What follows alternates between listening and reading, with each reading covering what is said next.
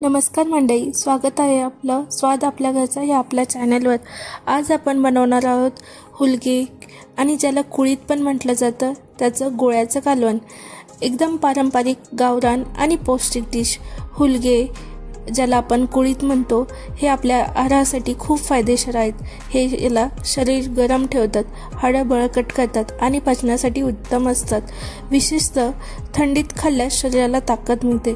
चला तर मग आपण हे गोळ्याचं कालवण बनवण्यासाठी काय काय साहित्य लागतं ते पाहूया। आपण हे गोळ्याचं कालवण बनवण्यासाठी 1 वाटी कुळीत हुलग्याचं पीठ घेतलेलं आहे।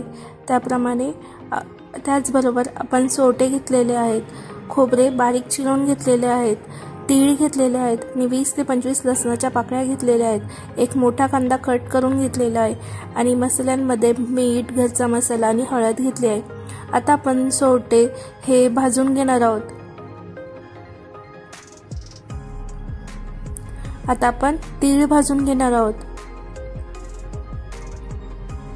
तुम्ही पाहू शकता आपले तीळ भाजून झाले आहे। आता आपण यावर कांदा भाजून घेणार आहोत। कांदा चांगला लालसर होतपर्यंत आपण त्याला भाजून घेणार आहोत।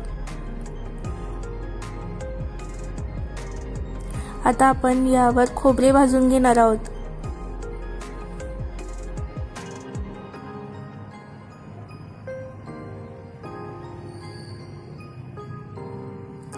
आता आपण सोटे, पांढरे तीळ, घरचा मसाला, मीठ ॲड करून आपण हे बारीक वाटून घेणार आहोत। यामध्ये मी हळद पण ॲड केलेली आहे।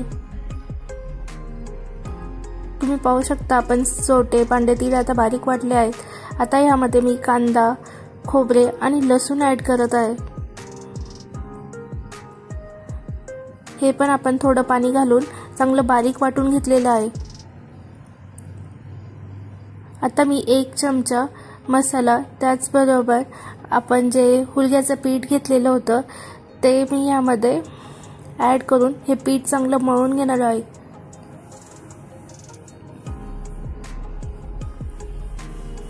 आणि आपण मसाला वाटतानाच त्यामध्ये मीठ, मिरची टाकली होती, त्यामुळे आता आपल्याला टाकण्याची गरज नाहीये। आता यामध्ये थोडंसं तेल लावून मी चांगलं मळून घेतलं आहे। तुम्ही पाहू शकता आपलं पीठ व्यवस्थित मळलं गेलं आहे आणि याच्यात आपण शेंगुळ्या करण्यासाठी स्टार्ट केलेले आहे। आपण पातळ पातळ अशा शेंगुळ्या करून घेत आहोत याच्या। आता आपण टोपामध्ये 2 चमचे तेल घेतलं आहे। आता त्यामध्ये आपण कढीपत्ता टाकला आहे। कढीपत्ता आपण चांगला तडतडून घेतला आहे आणि त्यामध्ये जे वाटण बनवलं होतं ते ॲड केलं आहे। आता आपल्याला ह्या वाटणाला तेल सुटतपर्यंत चांगलं परतून घ्यायचं आहे।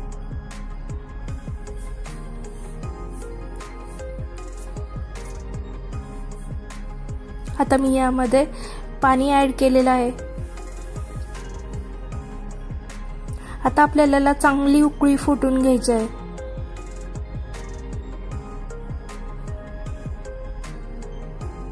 तुम्ही पाहू शकता आपल्या ह्या कालवणाला चांगली उकळी फुटली आहे आणि आपण आता याच्यामध्ये शेंगोळी ॲड करत आहोत।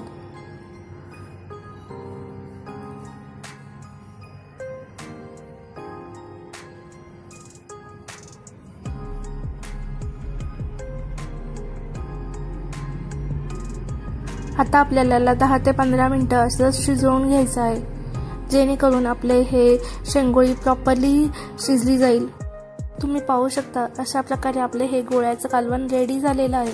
मंडळी बघा किती छान आणि झणझणीत हुलग्याचं गोळ्याचं कालवण तयार झालं आहे। ही रेसिपी तुम्हाला कशी वाटली ते कमेंटमध्ये नक्की सांगा। तुमचं घरगुती स्पेशल काही असेल तर नक्की शेअर करा।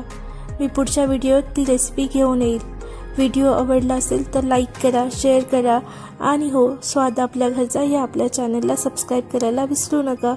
लवकरच भेटूया नवीन गावरान आणि स्वादिष्ट रेसिपी सोबत। धन्यवाद।